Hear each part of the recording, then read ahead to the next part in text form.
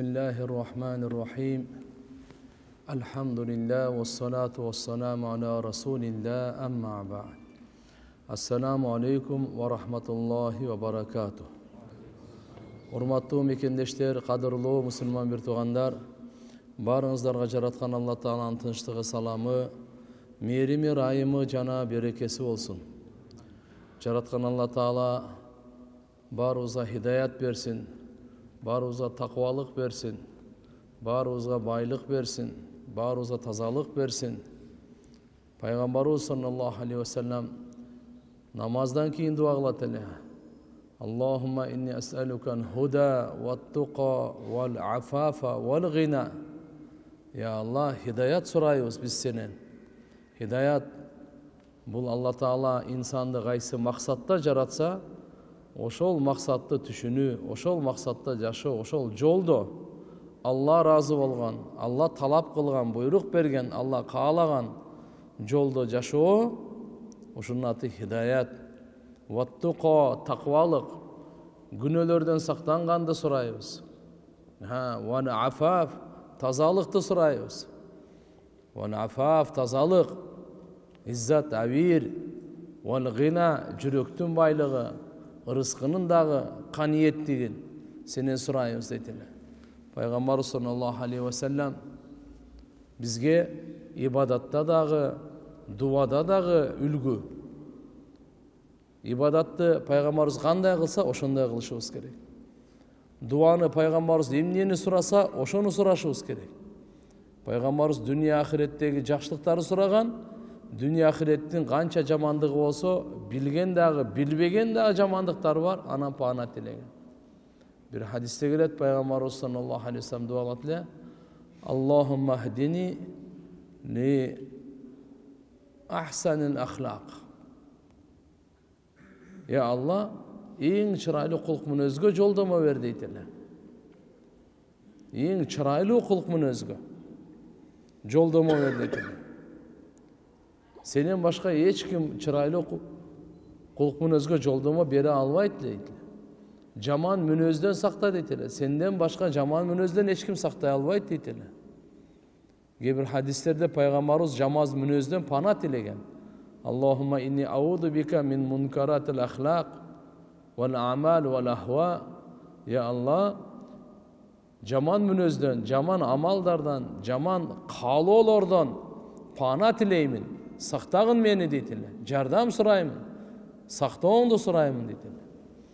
Андыктан туугандар, жараткан Алла Таала ар бир күндү берет, ахиретке даярданыш үчүн берет. Сизге, бизге берилип аткан күн дагы, түн дагы ахиретке даярдануу үчүн, оңолуу үчүн. Оңолууга шанс, мүмкүнчүлүктөр бар. Тазаланууга мүмкүнчүлүк бар.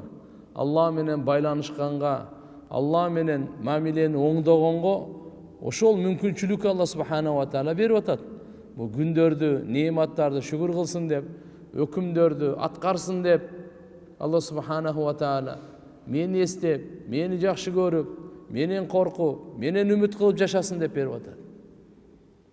Алла Тааланы дайыма эстеп жашайлы. Куранда Алла субханаху ва таала айтат: "Вадкур исма роббика букрата ва асила." Сен вадкур исма роббик, Робуңдун атын атагын. Робуңдун аты ким? Алла. Алла, ла илаха иллаллах. Мынакей Робуңдун аты. Вадкур исма роббик, Робуңдун атын атагын. Ал ким? Аллах деген. Ла илаха иллаллах. Качан? Букрата ва асила. Букрата ва асил эртели кеч. Букратан деди. Букур дейт. Кайсы убактан десе, бул таң аткандан башталат экен. Таң атат го?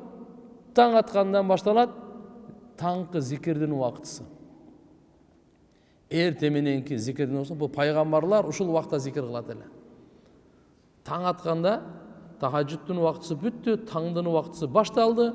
Ошол учур эң абзел, эң мыкты, эң жакшы убакыт зикирдики. Ал убакта кайсы амалды кылам дегенде зикирди кылсын дейт алымдар. Букрата ва асила. Асил деп эмне айтат десе, кечинде деп коебуз, асырдан кийин башталат ал. Алгачкы убактысы Avvalul asil, yani ba'dal asr, asırdan keyin baştaladi da. Asırdan keyin geçki dualardı, geçki zikirlerdi atkara turgan bolsa esептелет. Asırdan keyingisi baştalgan. Бул эки учурда да периштелердин алмашуусу да болот. Ошондон кийин ошол учур бул эки убакта Алла Тааланы эстегиле деп мындай узун Алла Субхана ва Таала буйрук берип атат. Туугандар, демек ар бир түнүбүз дагы, күндүзүбүз дагы зикир менен башталсын. Эрте мененки таң атты, Алла Тааланын зикири менен. Күн батып атат, Алла Тааланын зикири менен. Алла Субхана ва Тааланы канча зикир кылсак, биз да ошончо зикир кылат. Фадкуруни адкуркум. Силер мени эстегиле дейт, мен силерди эстеймин дейт. Biz Allah'ını istesek Allah bizde isteyir. Velillahil asmaul husna fad'uhu biha. Allah Taalaga taandık çıraylı koz atlar var. Oşol atlar menen Allah Taalaga gayrıl kıla deydi. Allah Taalaga dua kılgıla, Allah'ını çakırgıla. Kaysi atlar menen, çıraylı atlar menen, asmaul husna.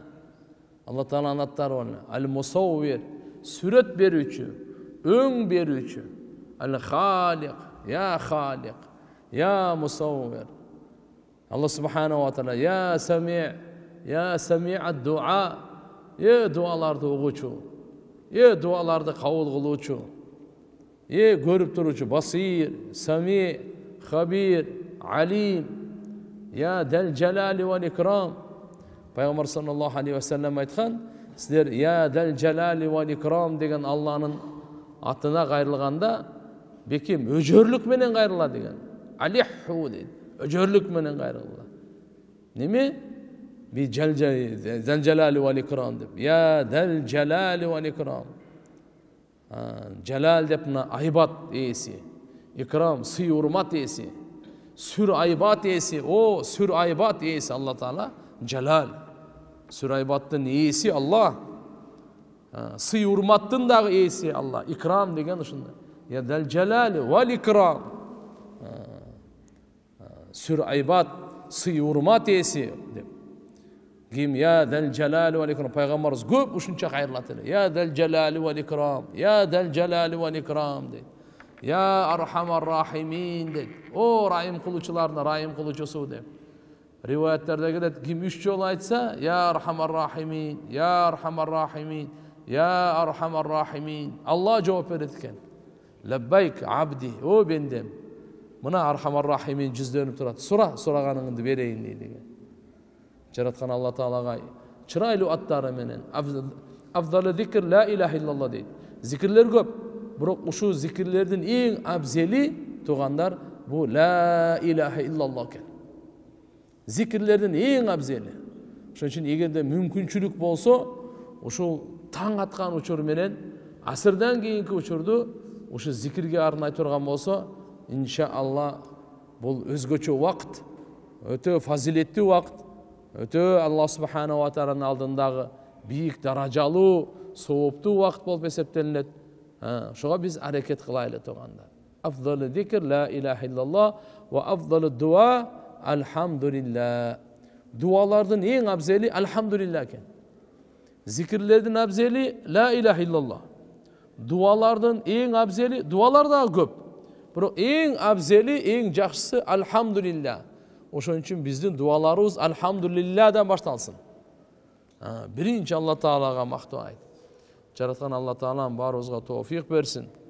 Тугандар, бул дүйнө укук дүйнөсү. Дарул хукук.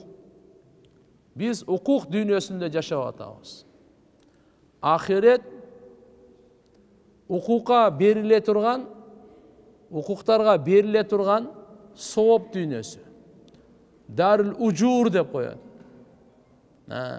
Бул дүйнөдө бираз берилиши мүмкүн. Берекеси кичине мына ооз тийишиңиз мүмкүн. Бирок чыныгы бериле турганы тиякта берилет. Толугу менен тиякта берилет. Кемчилдиксиз берилет. Алла Таалам зулумду кылбайт. Сиздин акыңызга кылган жакшы ишиңизден кемитип бербейт Алла Таала. Кошуп берет го, бирок кемитип бербейт. kullu nefsin dâikatul maut ve innema tuvaffavna ucurakum yevmen kıyama. Faman zuhsiha anin nar ve udkhilal cennet faqad faz. Ve mel hayatud dunya illa mata'ul gurur. Her bir can ölümden damın sözsüz tartar. İnsan olsun, cin olsun, perişte olsun ayrıması yok.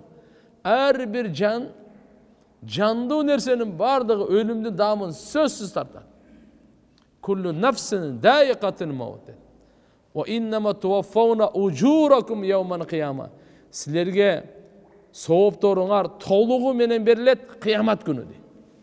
Кылган жакшы ишиңерге, жакшы сөзүңөргө, Алланын разычылыгы үчүн жылмайганыңарга, сабыр кылганыңарга, шүгүр кылганыңарга, зикир кылганыңарга, жакшы амалдарды кылганыңарга, окуган намаздарыңарга, алган дараттарыңарга, Куран ачканыңарга, мусулмандарга салам бергениңерге, арамдан өзүңөрдү токтотконго, bunun bardıq soğuptoru Allah subhanahu wa ta'ala tiyakta veret. Albatta oşonun berekesinden bu dünyada Allah Ta'ala jakşı taza yaşa veret. Demek bu dünya darul hukuk. Tiyak bolsa darul ucur. Darul hukuk. Hukukların dünyasında yaşap atağız bu. Hukukları vereyin. Her bir Müslümanın hakkısı var. Siz menen biz menen baylanышкан, ушул жерде отургандардын дагы бар.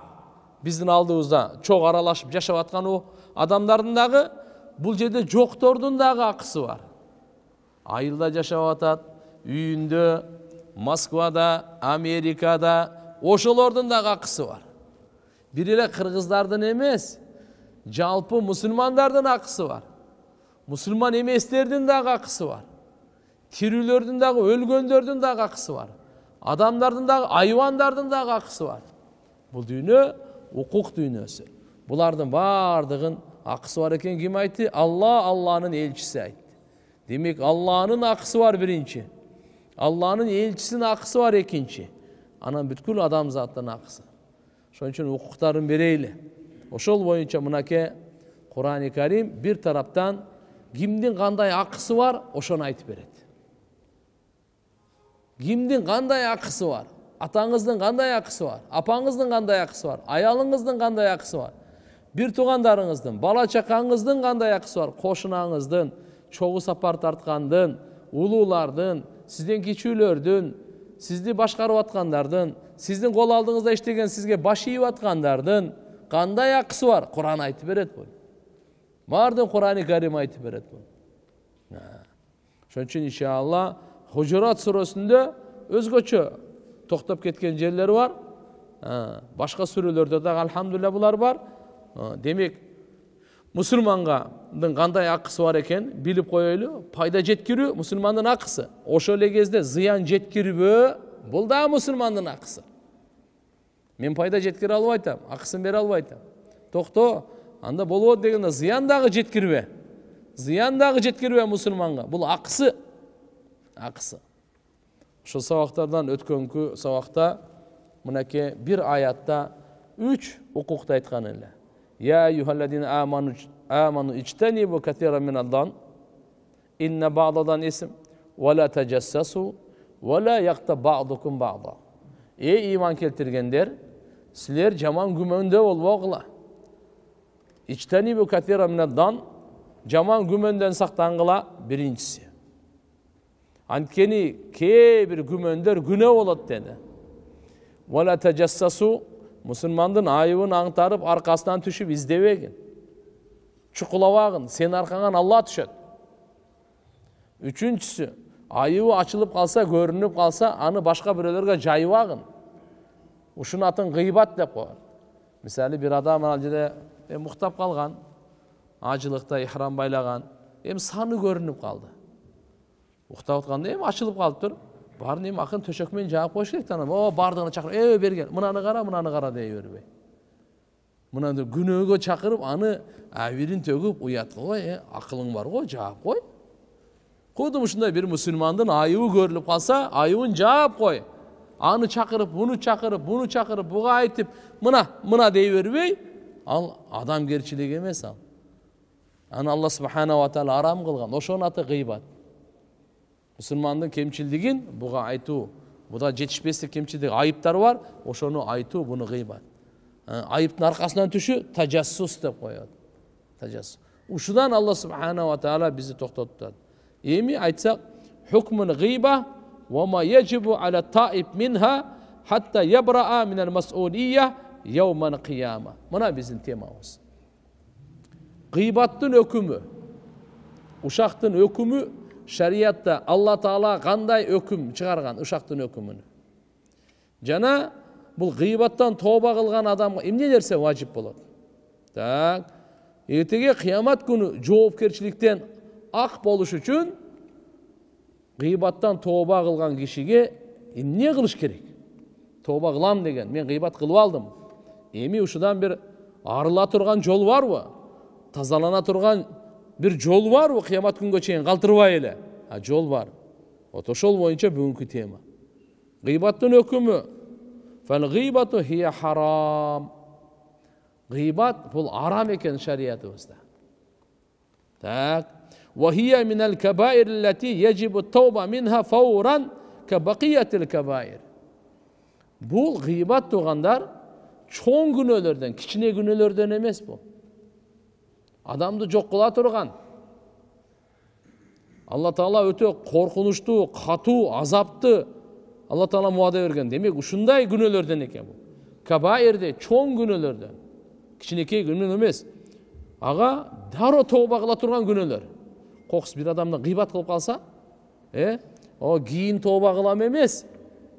Эмдиги айда, кийинки жылы, ажыга барганда, даватка чыкканда, же жума күнкүгө калтыра турган. Жок. Фауран сразу дароо тооба кыла турган. Башка дагы чоң күнөөлөр сыяктуу. Демек, чоң күнөөлөрдү тугандар тообаны кечиктирбеш керек. Тообага шашылыш керек. Өзү бардык иште шашылбай аткаруу керек. Бирок карап коюңуз, кээ бир иштер бар, шарият көрсөткөн. Тообада шашылыш керек. Адам өлүп калса, эртерээк көмгөнгө шашылыш керек. Кыз бойго жетип калган болсо, эртерээк турмушка бергенге шашылыш керек. Бул жерде шашылганга, калган иштерде шашылган шайтандын иши деп коет го. Ал жерде эми шашкалактабай, оор салмактуу, ойлонуп, жети өлчөп бир кесип дегенде иш кылыш керек. Бирок мынал иштерде шашылыш керек. Себеп дегенде өлүм белгисиз качан келип калат. Тооба кылганда мурда келип калсачы, анда чатаганда. Пайгамбарыбыз күн сайын 100 жолу истигфар тооба кылат эле, күн сайын. Кээ бир учурда бир мажлисте 100 жолу истигфар тооба кылат эле. Болсо пайгамбарыбыздын күнөөсү жок эле.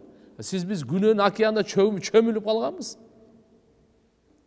Карасаң эле күнөө, уксаң эле күнөө, ойлосоң эле күнөө, сүйлөсөң эле күнөө, жеп атасың, жатсаң, турсаң, ойгонсоң, Аллаху акбар. Күнөөдөн сактануу кандай кыйын учурларда.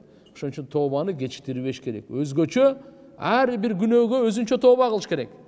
Ширкке өзүнчө, капырлыкка өзүнчө, куфурга, андан кийин текеберликке өзүнчө тооба кылыш керек. Көрө албастыкка өзүнчө тооба кылыш керек. Эки жүздүүлүккө, жалган сүйлөгөнгө өзүнчө тооба кылыш керек. Бирок гыйбатка өзүнчө, жалага өзүнчө тооба кылыш керек тугандар. Бир карап коюңуздар, бир нерсени эске алайлы. Арам нерсени кылып алганга тооба, адалды кылбай койгонго тооба. Манхият деп коет. Бул Алла Таала тыйган нерселерди кылып алдың. Ошого тооба. Эми маъмурат деп коет. Аткарганга буйрулган нерсе. Намаз окубай койдуң. Буга тооба кылыш керек. Алла Тааланын буйругу эле. Алла субханаху ва тааlanın буйруктары: орозо тутпай койдуң, шүгүр кылбай койдуң. Алла субханаху ва таалага бергенде каниет кылбай, разы болбой, буга Алла Тааланын буйруктары эле, чын сүйлөгүлө деген буйругу бар эле. Буну аткарбай койгон үчүн, демек, аткара турган нерселерди аткарбагандыкка, тыйган нерседен ошону аткарып алганга, ошону кылып алганга тооба. Бул жерде азыр бүгүнкү темабыз, сабагыбыз гыйбатка тооба. Гыйбатка тооба. Билесизби, кабайыр, кабира, чоң күнөө деп. Бул чоң күнөө билесизби? Дозокко алып барат да. Бул дозок алып барат. Үйүңүзгө чоң жылан багып алгандай да. Же чоң чаянды багып алып чогу жаткандай да. Чоң чаян, чоң жылан булардын чакканы бир эле болушу мүмкүн. Тиякта болсо дозокто чаяндын да газабы бар. Жыландын да газабы бар. Оттун да газабы бар. Азаптын түрлөрү бар. Ысыктыктык өзүнчө, сууктуктук өзүнчө. Пайгамбарыбыз айтат го, саллаллаху алейхи ва саллям. Күн катуу ысып кеткенде, заштаддал хар, фатаавваду мин файхи жаханнам. Не деп? Өтө катуу ысыганда дозоктунчу ушул деминен, ысыктыктын деминен пана тилегиле дегенде, же ысыктык бул дозоктун деминен экен да. Пайгамбарыбыз айткан, Абу Дауд шарифте келет, бул кейде ысык дем алат, кейде суук дем алат экен да. Суукту замхарира дейт. Дозоктун азабы суукта газап бар жерде. Бирок көбүнчө эми от, ысыктык болгондон кийин ошон үчүн айтылып калган, атак азап ушундай. Ошон үчүн өтө ысып кеткенде бул ошо дозоктун деми дейт. Деп дем алат го, ошонун деми дейт. Ошондон ише файху жаханнам дейт. Аллахумма инна науду бика мин файхи жаханнам. Ошондой эле мин замхарир, бул дозоктун мындай суук азабынан. Эми кандай болгон чакта дагы бул кабира күнөө, чоң күнөө менен тамашалашпаш керек. Кош көңүл болбош керек. Эчтеке болбойт, айта берет. Эмне болмогул? Жок. Тамашалашпаңыз. Алла арам дедиби? Аны тамашалашпаңыз. Ал сизге өтө чоң зыян алып келет. Дүйнөдө дагы, кабырда дагы, ахиретте дагы. Тооба кылып калса, Кудайга шүгүр, тообасыз ошо ойдон кете турган болсо өтө чоң чатак. Ошон үчүн мына ошол чоң күнөөлөрдүн бири гыйбат, ушак. Аллама Куртуби рахматуллахи алейх тафсиринде айткан: "Ла хилафа аннал гыйба минал кабаир." Эч кандай талаш тартыш жок. Бул гыйбат чоң күнөөлөрдөн экенинде. Эми ва анна ман игтаба ахадан фа алейха ятуба илаллах азза ва жал. Ким гыйбат кылып койгон болсо бирөөнү, ал сөзсүз Алла Таалага тооба кылсын. Тооба кылсын. Кудай кааласа азыр тообанын жол жоболорун айтып беребиз. Бул жердеги эми азыркы вала яктаб ба'дукум ба'да. Бири-бириңерди гыйбат кылбагыла деген Алла Тааланын тыюусу келди. Бул буйрук тыйылганга. Кылбагыла дедиби? Эми сиз кылбаңыз. Арам нерселер бул Алла Тааланын чектери. Чегара бар го. Кыргызстандын чегарасы бар да. Ушул чегарага бирөө кол салып кире турган болсо, ал мыйзам бузуп атат. Ол чегараны талкалап атат, чегараны бузуп атат. Аны атып салса эч кандай күнөө эмес. Себеби ал өзү бузуп өзү келтирет. Арам нерселер бардыгы Алланын чегарасы. Ошону бузбаңыз, өтүп кетпеңиз, талкалабаңыз, талкаланып каласыз. Алланын чегарасын талкалабаңыз, талкаланып каласыз.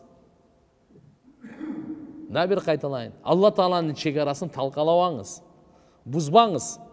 Бузулуп каласыз, талкаланып каласыз. Алланын чегарасы эме экен? Алла арам кылган нерселер. Ошол арам кылган нерселердин бири гыйбат.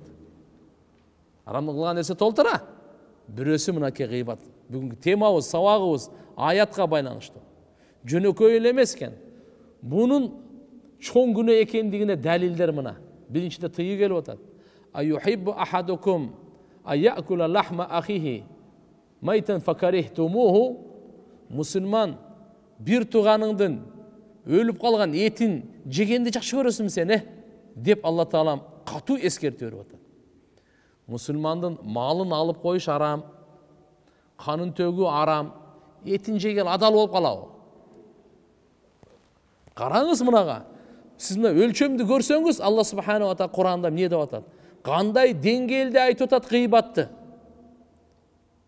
Башкаларга башкалар, сабак туккандар, жүрөгүндө иманы бар, ахирет мага керек.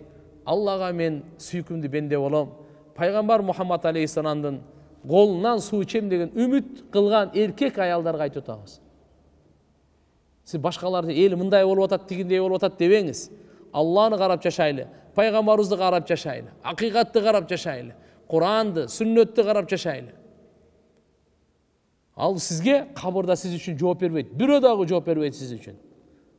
Сіз менен қабырда бирөө дагы барып жатпайды. Просто үстіңізден барып таш таштап, топырақ таштап қойғанға шүгір қылышыңыз керек.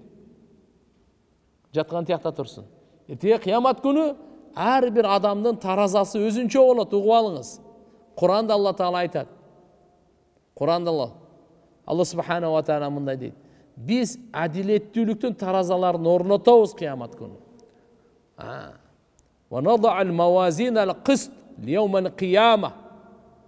Мавазин таразаларды айтады. Қист әділеттілік. Әділеттіліктің таразаларын Алла орнатамыз дейді. وَنَضَعُ الْمَوَازِينَ الْقِسْطَ لِيَوْمِ الْقِيَامَةِ. Қиямат күні. Әрбір адамның өзінің таразасы болады.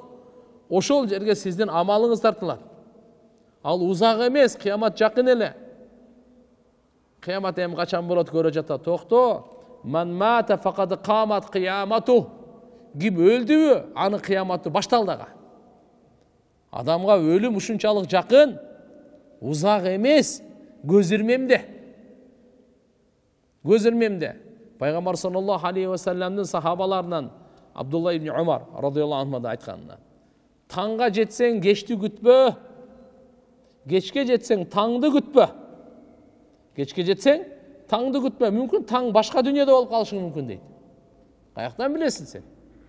Бизге бирөө айтпаса, гарантия берип жазып бербесе, таңга жетсең кечки күтпө. Ошон үчүн иншалла туугандар мүнөдө гыйбаттан бул арам экенинде эч кандай шек жок. Биринчиден, мынакей. Алла Таала ушул аятта мурда арам нерселердин тактап айтканда маскарлабагыла деди. Я юхалатна аману ла ясхар кавмун мин кавмин деп. Вала танабазу бил алқаб деди. Алла Субханаху ва Таала, ей маскарлабагыла. Маскарлап шылдыңдап бирөөнүн үстүнөн күлбөгүлө. Бул Алла Тааланын тыюусу. Адамдардык эмес бул. Биздин конституция эмес туган. Бул жараткан Алла айтып атат. Бир мусулман үстүнөн күлбө, үстүнөн маскарлаба, шылдыңдаба, издевательство этпе деп атат Алла Субханаху ва Таала. Эч кимге мен алны жаралуусуна болсун, өңү түсүнө, же болсо кийим кечесине болсун, же байлыгына болсун, же болсо акыл эсине болсун, же болсо кандай болсун үстүнө маскарлаба. Экинчисине айып издебе, жаман ат койбага деп атат. Жаман ат койбо, ушулардын баардыгына киде бесал исмул фусук ба'дал иман. Имандан кийин мына ушул эң жаман ат. وَمَنْ لَمْ يَتُبْ فَأُولَٰئِكَ هُمُ الظَّالِمُونَ. Ким ушундан тооба кылбаса, залымдардан болот деп Алла эскертүү берип, кийинкисинки аятта үчөөнү айтып атат да. Жаман күмөн кылбагын. Аркасынан айыбын издеп аңтарып түшпөгүн. Жана бири-бириңерди ушактабагыла деген. Мынандай буйруктар келип атат. Ушудан да билип атабыз, бул чоң күнөө экенин билип атабыз туугандар. Эми сүннөткө келе турган болсок, бул Куранда. An-nusус sünnet boyunca kullu muslim alal muslim haramun damuhu ve maluhu irduhu. Her bir musulmanda anın kanı aram, kan tökse bolboyt, öldürse bolboyt, kan jalatıp tiyakpyak, tak, ve maluhu mal mülkün alsa bolboyt. Urda alağı, kalpaytı alağı, tartı alağı, julu alağı, bası alağı aram. Her bir Müslüman elhamdülillah Allah Teala mal vergen. Sizin buna topunuz var mı? Bunu hiç kim almaydı sizden. Ruçkanız hiç kim akısı yok alğanga. Sizin giyiminizin hiç kim akısı yok alğanga. Bu sizin mülkünüz. Sizin jeriniz var.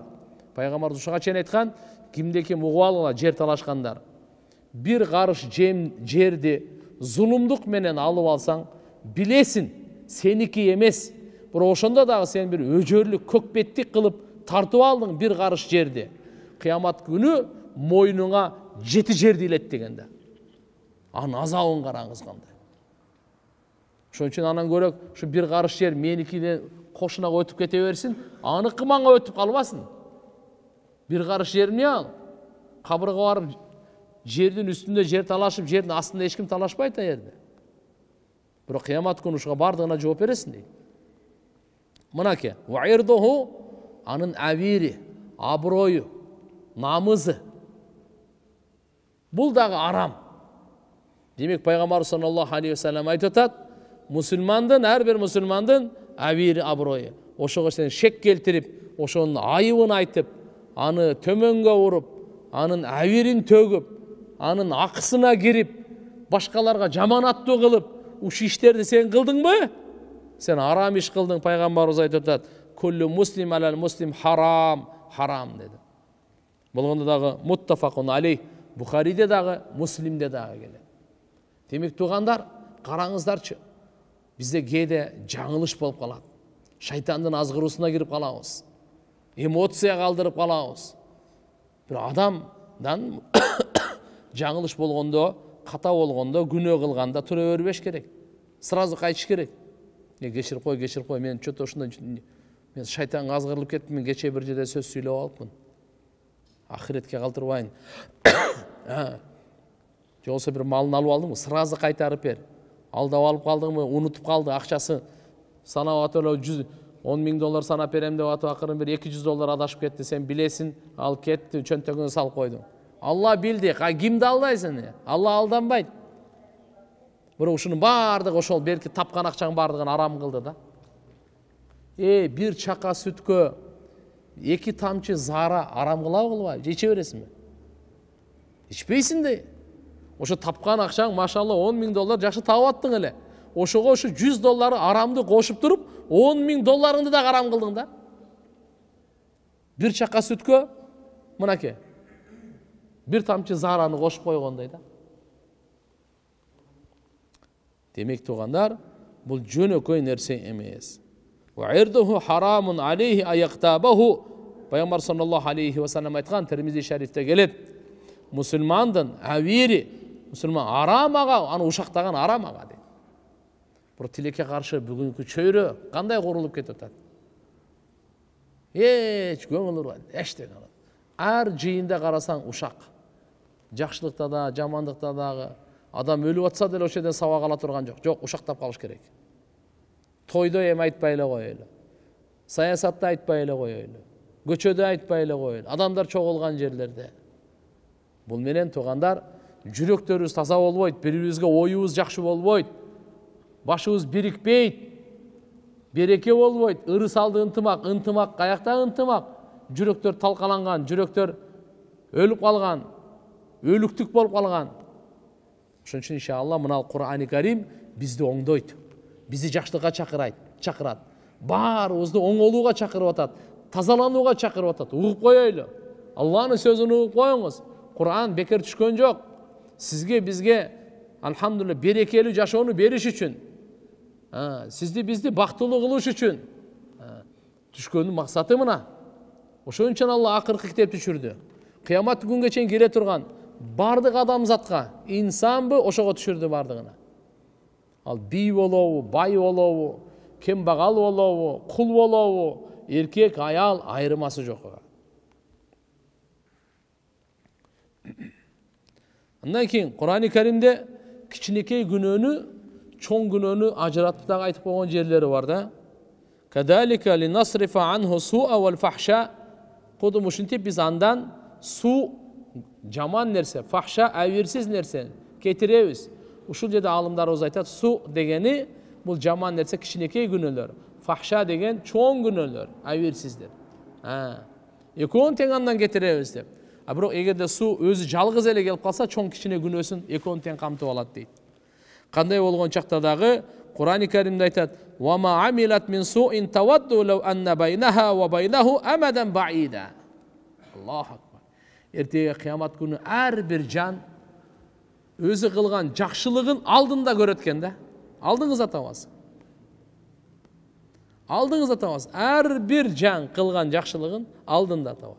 Жамандыгын дагы алдында табат. Яума таджиду куллу нафсин.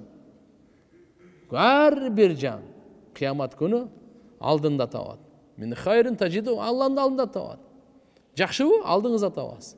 Ал гайып болуп тияк бияктан издебейсиз, жакшылыгыңызды издебейсиз. Жакшылыгыңыз алдыңызда турат. Бу дүйнөдө канча жакшы иш кылсаңыз, ошонун баарды алдыңызда турат. Меники гана мынал жок го деп андай болбойт жерде. Бардык жакшылыгыңыз көз алдыңызда. Ар бир саждаңыз, ар бир дуаңыз, ар бир зикириңиз, ар бир Кураныңыз, ар бир садакаңыз, ар бир чын сөзүңүз, жакшы сөзүңүз, жылуу сөзүңүз, чырайлуу сөзүңүз, ысык сөзүңүз бардык алдында турат. Денеден кандай амал кылган болсоңуз алдыңыздан табасыз ушуну бар. Ата-энеге кызмат кылып атасызбы? Садака жария кылып атасызбы? Кайрымдуулук кылып атасызбы? Ысыкта орозо кармап атасызбы? Тахажжудта туруп атасызбы? Аллаху акбар. Мечитке келип аткан ар бир кадамы бардыгын алдыңызда табасыз. Жакшылыгын дагы, жамандыгын дагы.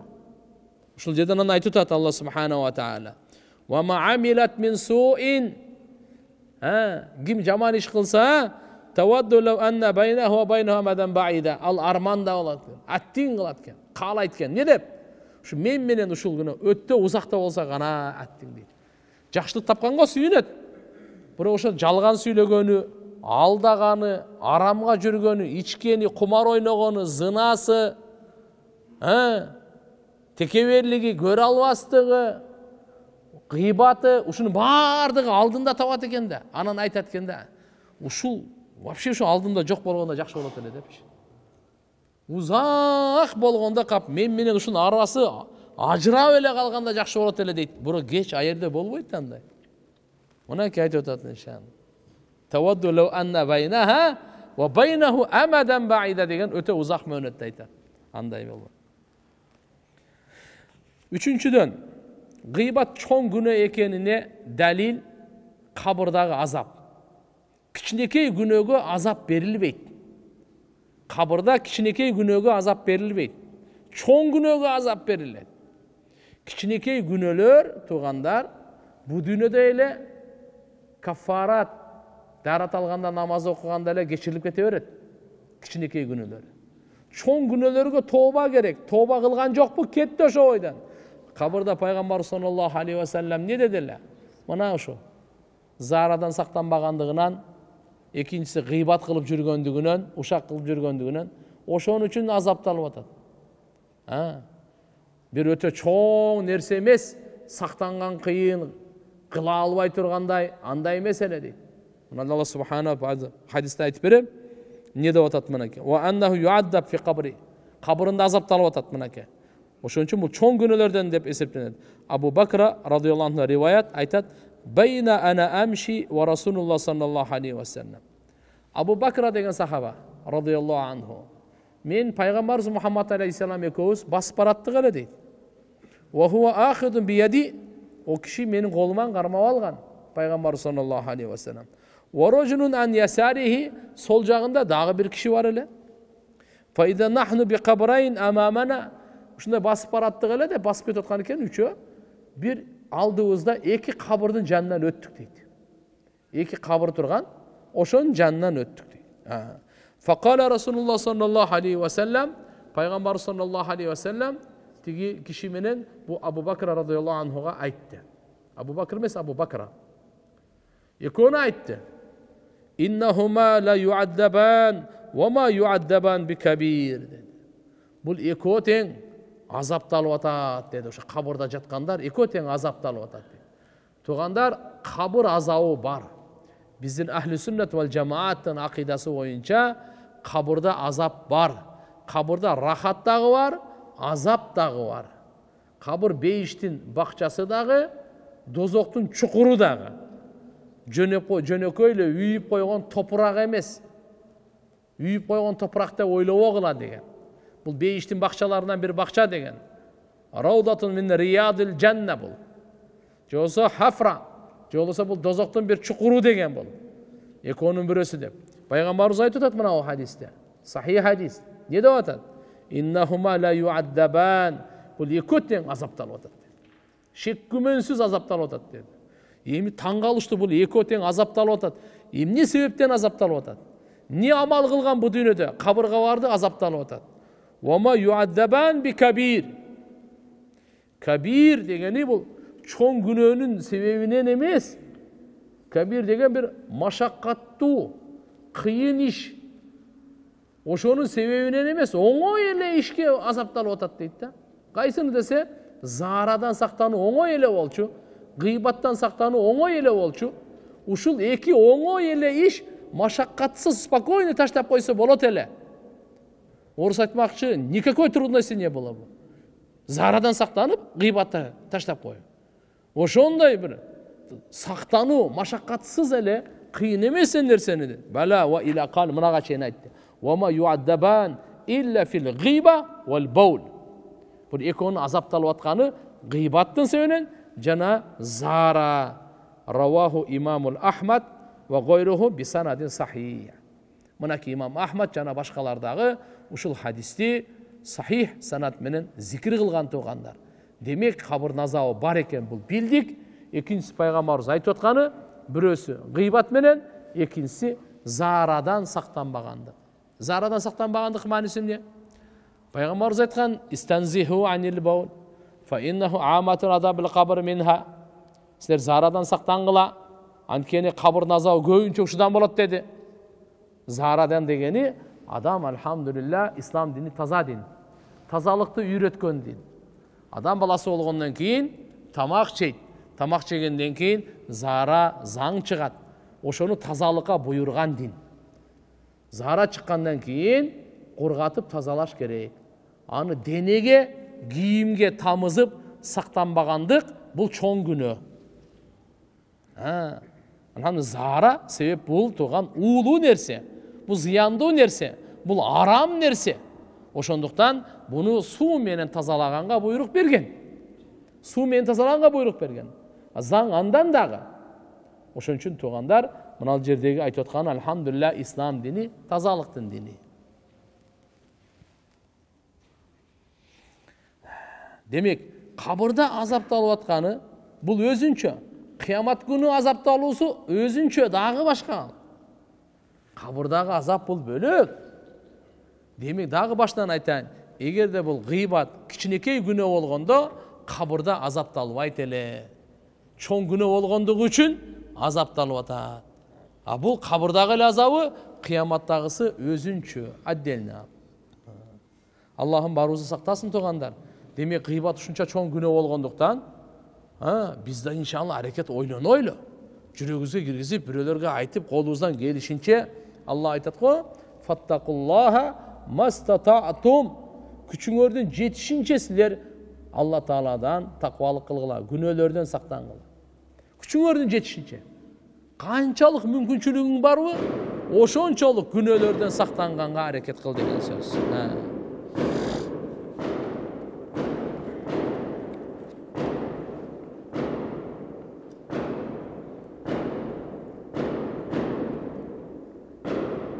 Кээ-бирлер айтып калат, гыйбат ушунчалык таркап кетти, сактаныш кыйын болуп калды. Ар жерге барсаң эле гыйбат. Бул шайтандын сөзү. Алтын 3 кылымда хайрул курун. Пайгамбарыбыз саллаллаху алейхи ва саллям өзү хайрият, жакшылыкка күбөлүк берген кылымдар. Алар кайсы кылымдар? Сахабалардын кылымы. Пайгамбарыбыздын доору, өзү кошулуп сахабалар. Экинчиси табиин, үчүнчүсү таба табиин дердики. Сахабалар бу пайгамбарыбыз саллаллаху алейхи ва салламды иманда көргөн, иманда дүйнөдөн өткөн. Сухбатын алган. Көрүсү деле шарт эмес, себеп дегенде көз азиз деле сахабалар болгон. Сухбатта. А табиин деген сахабаларды көргөндү айтат. Таба табиин сахабаларды көргөндү айтат. Ушул үчөө тууралуу пайгамбарыбыз айтат: "Хайрул куруни карни, сумма алладина ялунахум, сумма алладина ялунахум." Эң мыкты кылым доор менин кылымым деди. Мен жана сахабалар турган кылым деген сөз. Андан кийинки ага жанаша келген. Андан кийин ага жанаша келген. Болду, андан кийинкилерин айткан жок. Ошол 3 кылымда гыйбат жок эле тугандар. Толук сактанат эле булар. Бири-бирин дагы сакташат эле. Эскертет эле. Мындай кылып алады. Өткөнкү сабакта дагы айттым эле. Имам Бухари рахматуллахи алейх, о качанкы муну? Табиин эмес. Таба табииндердин аркысы. Бирок ушул айтат. Мен үмүтүм бар Алладан, эртеге кыямат күнү гыйбат тууралуу менен сурабаса керек дейт. Гыйбат тууралуу мен суракка алынбасам керек дейт. Что бир мусулманды ушактадыбы же ушактаган эмеспи? Бул айтып атат да, эмне деп атат аны? Өзүнө уверен эле. Что мен бир дагы мусулманды ушактаган эмесмин. Өмүрүмдүн аягына чейин бир мусулманды ушактаган эмесмин. Гыйбат кылган эмесмин. Айыбын айткан эмесмин деген сөз. Ошого эми айтып атат, бирок үмүт менен айтат да, себеп дегенде мындай чечкимдүү, кескиндүү Алла Таалага айтып, жок мен все бейиштикмин деп алыш, андай болбойт да. Үмүт деп айтылат. Мейли. Кандай болгон чакта дагы мусулманга милдеттүү туугандар. Замандын өзгөргөнү менен адал менен арам өзгөрүп кетпейт. Адал менен арам өзгөрбөйт. Адал кыямат күнгө чейин адал, арам кыямат күнгө чейин арам. Бул өзгөрбөйт туугандар. Адалды ким кылат? Арамды ким кылат? Мухаллил, мухаррим ху Аллах субхана ва таала. Алла арам кылат. Алла адал кылат. Экөөнүн тең данышмандыгы бар. Эмне үчүн адал кылды? Аткарыш үчүн, жасаш үчүн, кылыш үчүн. Алла субхан биздин пайдабызга ал. Эмне үчүн арам кылды? Сактаныш үчүн, качыш үчүн, этияттаныш үчүн. Бизде зыяныбыз бар анда. Зыяныбыз бар. Демек, өзү дин туугандар адам баласын өнүктүрүү, өстүрүү үчүн келген да. Өссүн, өнүксүн деп. Өсү өнүгү курулуш менен эле боло бербейт. Өсү өнүгү, о Дубайдагы курулуштар менен, алар менен эле боло бербейт тууган. Негизги чыныгы өсү өнүгү адамдын руханияты, ички дүйнөгө баалуулугу өссүн. Болбосо мыналардын баардыгы өскөнү баардыгы бекер болуп калат.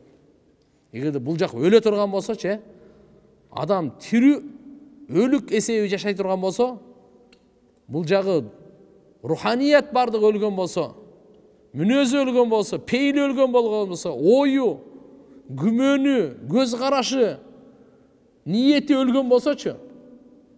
Небас көрөп месо Дубайдыгыдан 2 эсе бийик жасабайсыңбы? Булардын баардыгы кыпын эчтеке эмес бул. Здание эмне пайда берет сага? Аябай жакшы үй салган, экөө ажырашып кеткен. Аны бир кепеде алачыкта эле жашай бер туганбы, алхамдулилля бири-бирин сыйлап, урматтап. Ушу бактка эмне жетсин? Мен эсимде бар, көп жыл болуп калды, бериле бир 30га жакын жыл, жок. 97-жылкы сөз го дейм. Анда анча-мынча бундай үй салбайт эле Бишкекте. 24 комната үй салган да. 24 комната. Азыр эми бар болсо керек го. Ошо 24 комната ага тар болуп калган да. Алла жүрөктү тар кылсачы кыйын экен, батпай калат экенсиң. Жер кең болуп туруп батпай каласың. Алла жүрөктү таргыла турган болсо, кысып кое турган болсо, кең болуп туруп батпай калат. Ошон үчүн иншалла негизи ислам дини адамды тазалык жактан, адилеттүүлүк жактан, боорукерлик жактан, адамгерчилик, кичпейилдик жактан, ырайымдуулук жактан, чынчылдык жактан өстүрүүгө келген. Мына развитие. Биз уяттуулуктан өсөйлү, туугандар. Ушактан өспөй, душмандыктан өспөй, достукта өсөйлү. Бөлүнүп жарылбай, ынтымакта өсөйлү. Калган мыналардын баардыгы материал калган, ошо ойдон эле калат ал. Биз келдик, конок болдук, кайра кеттик. Ошо эле. Ак сурупка келгенбиз күтүп алган, ак кепинге ороп узатып коет, болду. Келип алып жапкан. Албетте, эгер ошондой иман менен, тазалык менен дүйнө дагы өнүксүн дейбиз, биз дүйнөнү ким өнүксүн дебейт. Өнүксүн дүйнө дагы. Бирок биз өнүкпөй калбайлы да, бунун баардыгы өнүгүп кетип анан биз калып кетпейли. Машиналар өнүктү, материалдар өнүктү, курулуштар өнүктү, жер, асфальт, жол, тоо, көл баардыгы өнүгүп, биз өнүкпөй калбайлы ордубузда. Маселе мына тугандар. Ошон үчүн ислам дини алхамдулилlah чын-чынына келгенде надандыктан чыныгы маданияттуулукка чакырган дин да. Жакшы амалга, Алла разы болгон амалга, караңгылыктан, адашуудан, акылдуулукка, туура жолго, жарыктыкка чакырганга келген дин туган. Пайгамбар саллаллаху алейхи ва саллям айткан: "Ал-халалу баййинун вал хараму баййинун. Ва ма байнахума" адал дагы ачык айкын, арам дагы ачык айкын. Эми ушу экөөнүн ортосунда дагы бар да, муштабихат деп коет буларды. La ya'lamuhunna kasirun minan nas. Al şektүүлөрдү адамдардын көпчүлүгү билбейт. Адал ачык айкын, арам ачык айкын. Чын сүйлөгөн адал экен баарыбыз эле билебиз. Жалган сүйлөгөн арам экенин баарыбыз эле билебиз. Аманатка бекем турган адал экенин билебиз. Аманатка кыянат кылган арам экенин билебиз мунун бардыгын. Ата-энесине жакшы сөз кылып, кызмат кылып, бул адал экенин билебиз. Ата-энесин кордогон арам экенин деле билебиз. Бул эч кимге жашырын эмес. Бул чоң философиянын кереги жок. Кичине эле мээ болсо эле болду ошого. Мээси жокко түшүндүргөндүн кажети жок. Бул арам ачык, адал ачык эле. Албетте экөөнүн ортосунда шектүү иштер бар. Шектүү нерселер бар. Ома байнахума муштабихат дейт. Шубхалуу, шектүү. Так, аны көпчүлүк адамдар билбейт дейт. Фаманиттака шубхат, ким ошо шектүү нерселерден сактанса, факат истабра ли динихи ва ирдихи. Ал динин дагы, авирин дагы сактап калды дейт да. Арамдан эмес, шектүүлөрдөн сактанышыбыз керек экен. Арамдан итаак эле сактанышыбыз керек ал. Ал жерде вопрос жок. Бирок шектүү бул кичине адалдак окшоп атат, арамда окшоп атат. Ушуну эмне кылайын дегендерге айтып атат. Ошондон дагы сактан деп атат. Шектүүлөрдөн сактансаң, диниңи саламат, амандыкты алып каласың, авириңи амандыкты алып каласың dedi. La ilahe illallah. Эми тоба менен гыйба. Гыйбаттан тобанын жолу кандай тугандар? Баарыбызда күнөө бар. Баарыбызда ката бар. Бирок ушуну билип коюңуз, ат-таиб минад-дам каман ла дамбала. Пайгамбар саллаллаху алейхи ва саллям айткан, ким күнөөдөн тоба кылса, ал күнөөнү кылбагандай адам дейт. Ошо күнөөнү кылбагандай болот экен. Карачы кандай тоба деген Алла таалам Мухаммад алейхиссаламдын үммөтүнө белек берген, тоба деген.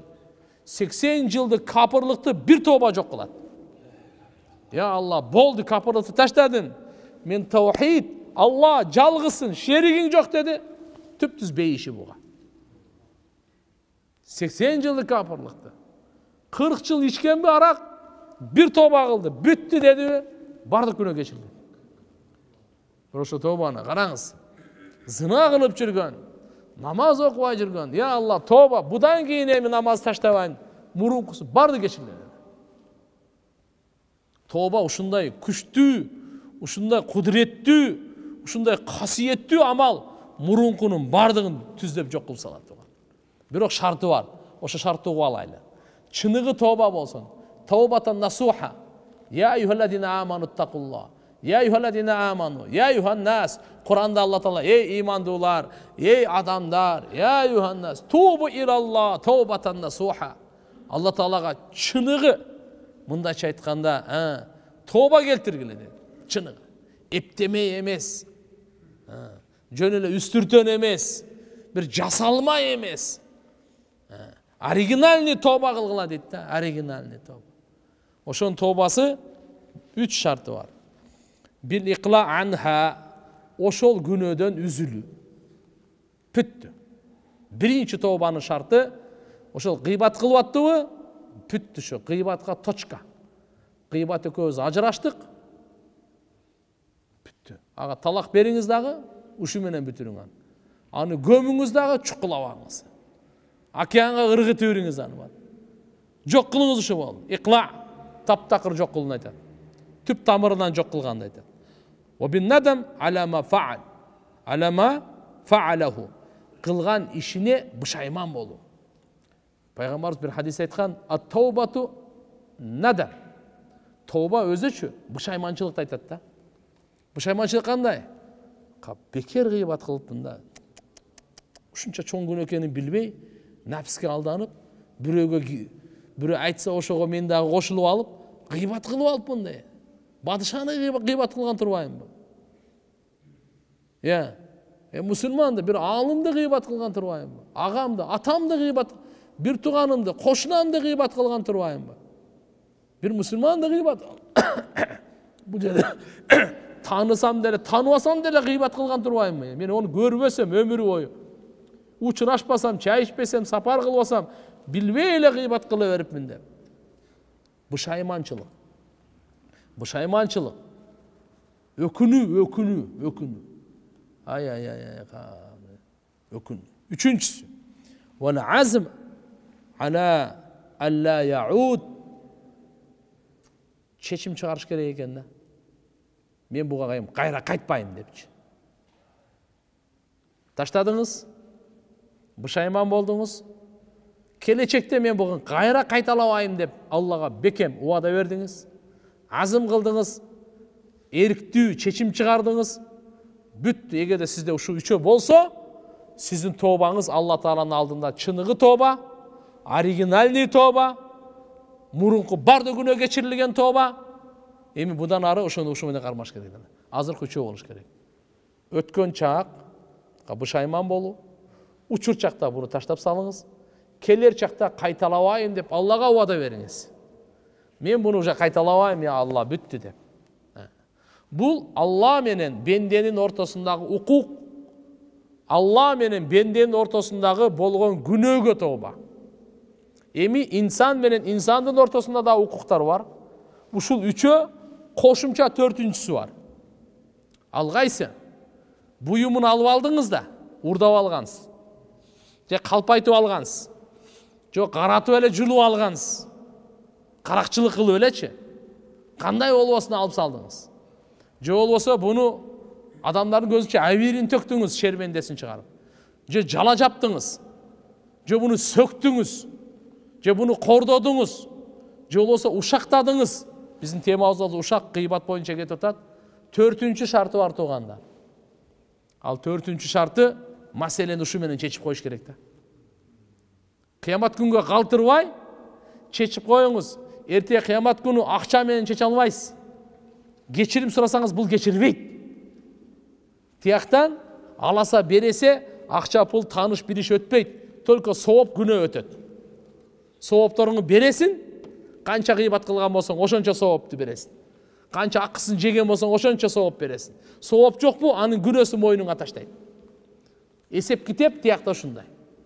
Пайгамбар саллаллаху алейхи ва саллям ошончон айткан муну. Хадисти угуп алайлы. Ваттахаллул минха. Төртүнчүсү, чечип алыңыз, адалдаштырып алыңыз бу дүйнөдө дейт. Кандай чечип аласыз? Себеп дегенде ли аннаха хаккун адами. Бул адам акысы да. Ва мазламатун лаху, ага зулумдук болуп атпайбы? Пайгамбар саллаллаху алейхи ва саллям хадисте айткан: "Ман канат индаху мазлама фи ирдихи ау шай'ин мин далик, фальятахаллал минху ал-йawm."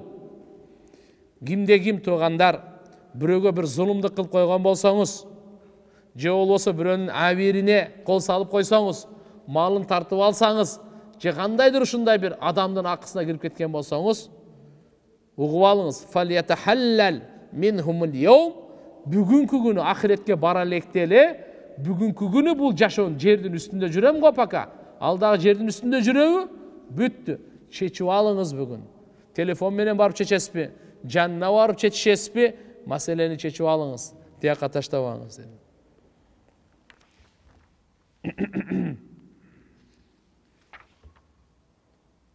Азул хадис келер. Мен сизге ошо хадистин толугу менен буйрса иншалла окуп берем. Так. Эми албетте алымдардын ортосунда талаш бар. واختلف العلماء في الاستحلال هل يكفي من الغيبة المجهولة أم لابد أن يذكر له ما قاله أن يذكر له ما قاله بالتعيين. Эми алымдардын ортосунда талаш бар экенде, бирөө-бирөөнү гыйбат кылды эле. Ошо мен сизди гыйбат кылып койдум эле, кечирип коюңуз деп эле общий айтып койсо болобу, же сөзсүз эмнеден гыйбат кылган ошону айтыш керек. Мен сизде ушундай бир жаман нерсеңизди айтып койгом. Ошону точно айтыш керекпи? Мен сизге бир окуя айтып берейин, жакшы угуп алыңыз. Индустанда чоң аулия, адашпаса Маулана Ашраф Али Тании рахматуллахи алейх болуш керек. Ушу кишини бирөө гыйбат кылган экен. Анан кийин жүрөгүнө пикир келген го. Тооба кылдым мен, туура эмес кылдым мен. Алла билет угуп турат, периштелер жазып койгон, кыямат күнгө калтырбай кой. Чечишип алайын деп барган го. Барып туруп шейхтен сураптыр. Шейх, мен сизди гыйбат кылдым эле, кечирип коюңуз десе, кечирим болуш керек да. Кечирип коюңуз десе, о киши айтыптыр, кечирбейм дептир.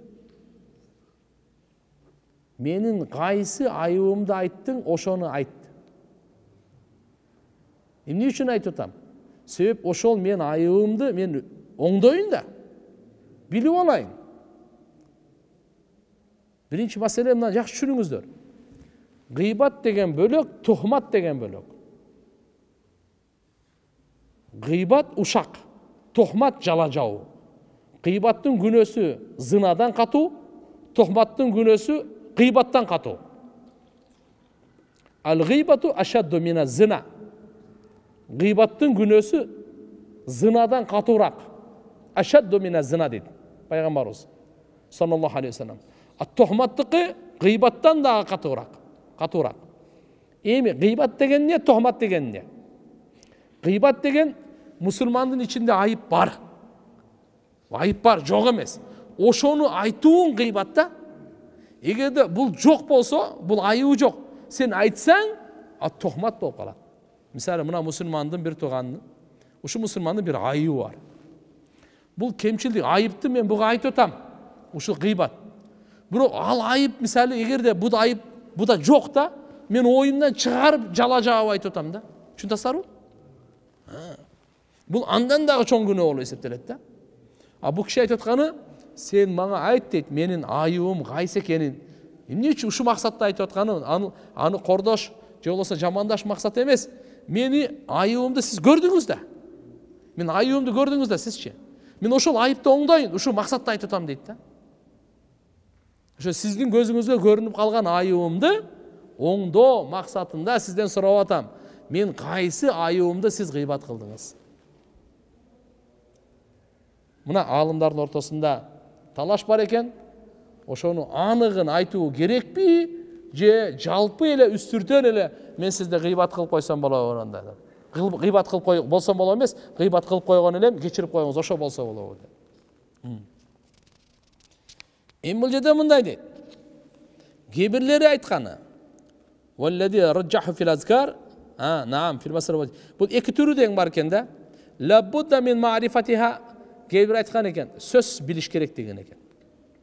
Себеп дегенде, лианнал инсан кад ясмах ан гыйбатин дуна гыйбатин. Кээде инсан кээ-бирин кечирет, кээ-бирин кечирбейт да. Мындай дагы бар. Кээ-бирлери болсо айткан жок иштеке болбойт деп.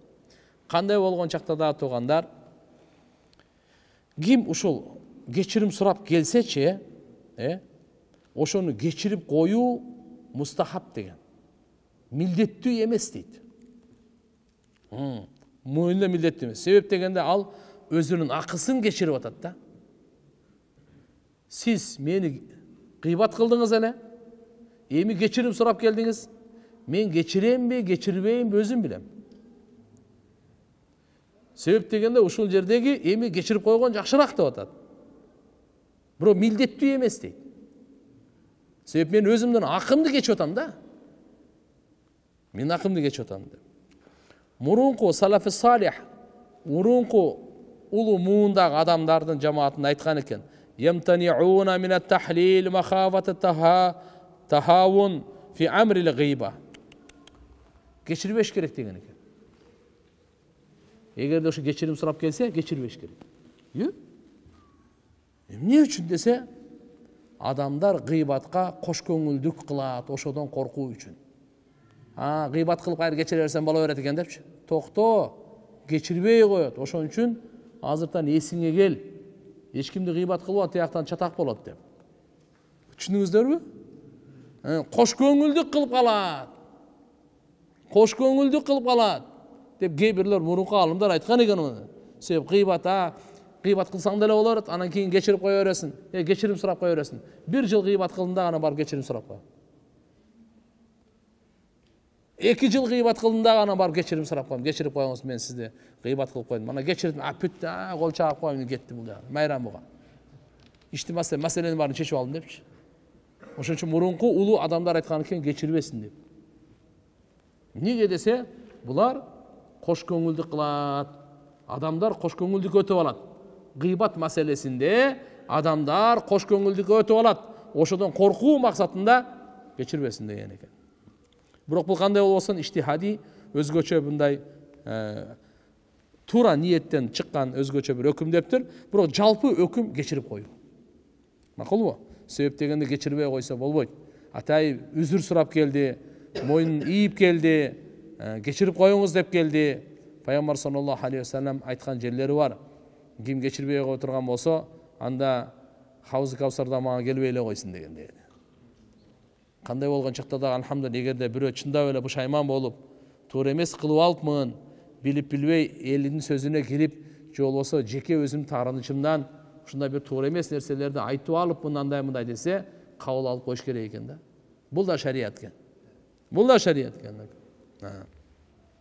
Ал эми эгер кечирим сурап алса, керкейип жүрсө, аны кечирбей эле койду, болду, все, ахиретке кала берсин. Тиякта эсептешебиз, проблема жок. وأما إذا لم يعتذر ولم يطلب منه السماح فله أن يتمسك بعدم السماح. Mana эми ким үзүр сурап келбесе, кечирим сурап алса, мейлиби? Аны кечирбей эле коюш керек. Мындай эмес, мен баардыгын кечирдим дей бербей, токто, кечирим сураган жок болуп, теге эле кой аны. Керкей биринчи күнөө кылганы аз келгенсип, эми текеберленип, үзүр сурап, мени ката болуп калды, кечирип кой дегендин ордуна дагы шайтандык кылып ата, ошо ойдон кете берсин, ахиретте эсептешебиз. Проблема жок. Узак эмес. Жакын эле ал. Булардын баардыгы тамаша эмес туган. Болобу, болбой, мусулман адам ахиретке шектенбеш керек. Эсеп китепке шектенбеш керек. Өлгөндөн кийин тирүүлүгө вообще шектенбеш керек. Бул өлгөндөн кийин тирүүлүгө шектенүү кафырлардын ишеними. Куранда Тагабун сүрөсүндө Алла Таала мындай дейт: Za'amallazina kafaru allay yub'asu. Kafirlar aytышат экен, кайра тирүүлүү эч жок нерсе дейт экен да. Эч качан allay yub'asu дегени эч качан кача тирилинбейт деген сөз. Алла Таала пайгамбарыбызга буйрук берди. Кул, айткын эй Мухаммад, бала, эмне үчүн кайра тирүүлүү жок экен, а? Ва робби, робума ант деп айткын, касам менен. Жөнөкөй эмес. Qasam içine. La tub'asunna summa la tunabba'unna bima amiltum ve zalika alallahi yasir. Sözsüz sizler gayret tirilesiңер. Keyin sözsüz kılgan amalыңардан кабардар болосуңар. Sizlerge amalыңардын кабарын беребиz. Summa la tunabba'unna bima amiltum. Kılgan amalыңардын бардыгына кабарын аласыңар sizler. Ve zalika alallahi yasir. Bul Allah'a жеңил дейт. Кайра тирилтүү амалдарыңардын баардыгын жаздырып, силерге кайра айтып берүү, кабардар кылуу, жакшы амал, жаман амалдарыңарды Аллага жеңил, эч кандай кыйын эмес.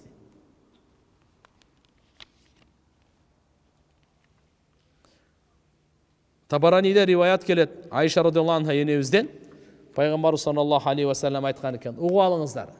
Бүгүнкү күнгө өтө керектүү маселе." Пайгамбар саллаллаху алейхи ва саллям айтты: "Эркектер, таза болгула.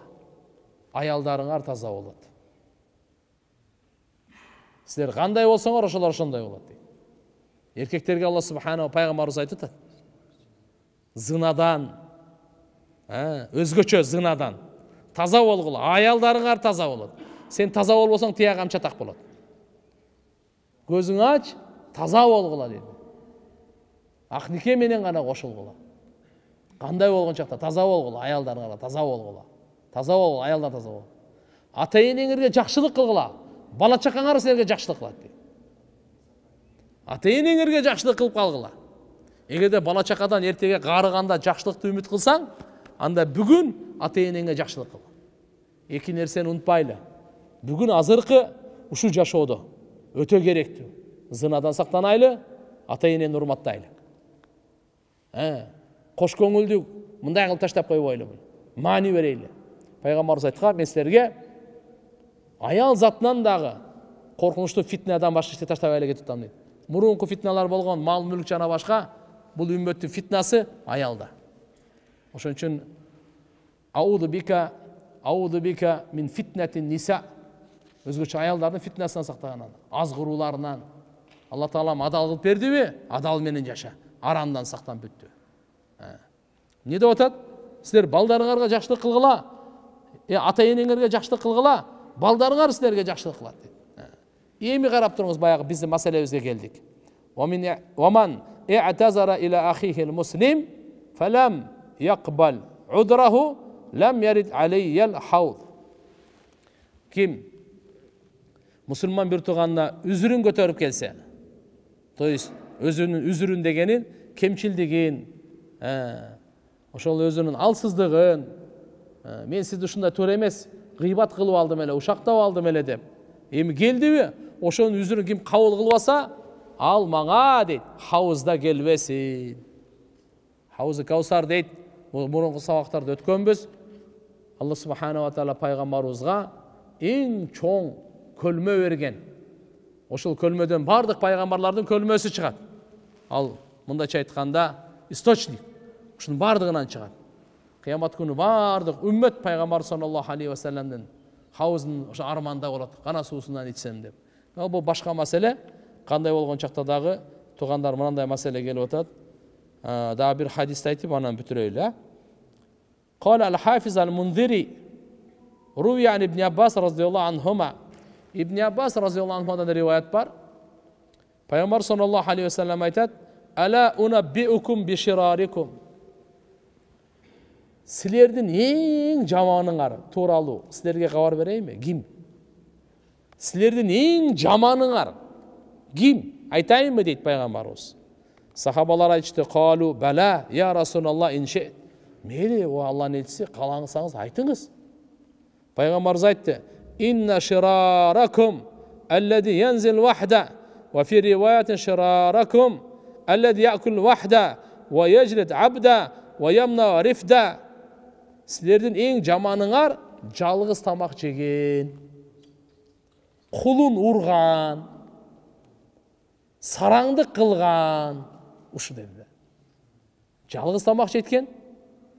Bir musulman men çoğu tamak jeyin деген ою жок экен да. Кулун урат экен. Üçüncüsü ve yamna rifda deyt. Rifda yani ata'a ve ihsana. Fahuwa shahih deptir. Öte sarаңында айтат да. Bir жакшылык кылайын, ушуну да бербейт экен да. Бирөөгө жакшылык кыла коеюн деген вообще немеси жок экен да. Кичине bir садака берейин, кичине bir жакшылык кылайын, bir жакшы сөз айтайын, жол көрсөтөйүн, bir кызматын кылайын, bir нерсесин көтөрүшүп коеюн. Пайгамбар ушуга чейин айткан, бирөө атынан камчы түшүп калса, берсең садаканын собобу, жүгүн карматып койсоң садаканын собобу, көтөрүшүп койсоң садаканын собобу. Бул бербейт деген, жакшылык да кылбайт деген. Ушу силердин эң жаманыңар дейт. Афала унаббиукум бишарри мин далик. Bundan daga жаманыраагарды айтып берейинби дейт. Сахабалар айтышты: "Калу бала ин ши'та я Расулаллах." Каласаңыз айтып бериңиз, о Аллахнын элчиси. Айтыңыз, сөзсүз деді. Айтты: "Ман юбгидун нас ва юбгидунаху." Адамдарды жек көргөн, адамдар дагы аны жек көрөт да. Ушул бунда мурдагыдан дагы жаман экен да болчу. Адамдарды жек көрөт да. Буну деле жек көрөт, буну деле жек көрөт. Ушу көрүнгөнүн эле жек көрөт да. Bunun göz aldığında bir жақшы adam жоқ da. Adamları jek көргөн дейт. Адамдар дагы буну жек көргөн. Аларды жек көрөт да, биз жакшы көрө берет. Пайгамбарыбыз андан кийин айтты: "Афала унаббиукум бишарри мин далик." Bundan дагы жаманыраагын айтып берейинби дейт. Bundan дагы жаманыраагы ким экен?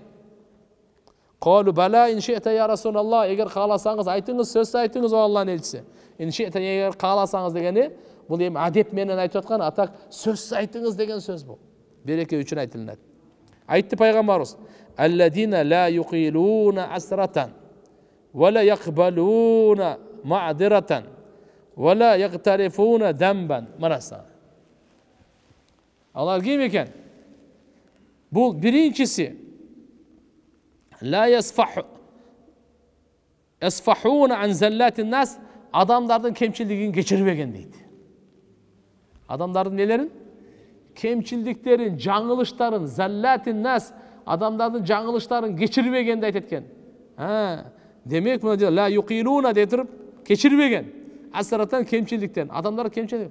Аялыңыз кемчилдик кылып койду, балаңыз кемчилдик кылып койду, бир тууганыңыз, кызыңыз, досуңуздан кемчилдик кетип калды. Кетип калат да адам, кечирим сурады го, бул кечириш керек экен да. Мына адамдардын жаңылыштарын кечирбеген. Ла ясмахунахум анхум. Ла ясмахуна анхум. Иза кассару маахум. Качан кемчилдик кетирди, ошо кечирбей койгон. Экинчи, үзүрлөрүн кабыл албаган. Үчүнчүсү ла ягфируна замбан ман аднаба маахум. Кемчилдик күнөө кылып койсо ошону кечирбеген экен. Бул не дегени? Бул андан дагы жаман дейт. Андан дагы. Пайгамбарыбыз дагы айтып атат. Афала унаббиукум бишарри мин далик. Bundan da жаманырагын кабарын берейинби дейт. Bundan дагы жаманырагы бар экен да. Сахабалар айтышты, бала ин шиэта. Я Расулаллах, айтыңыз dedi. Пайгамбарыбыз не dedi?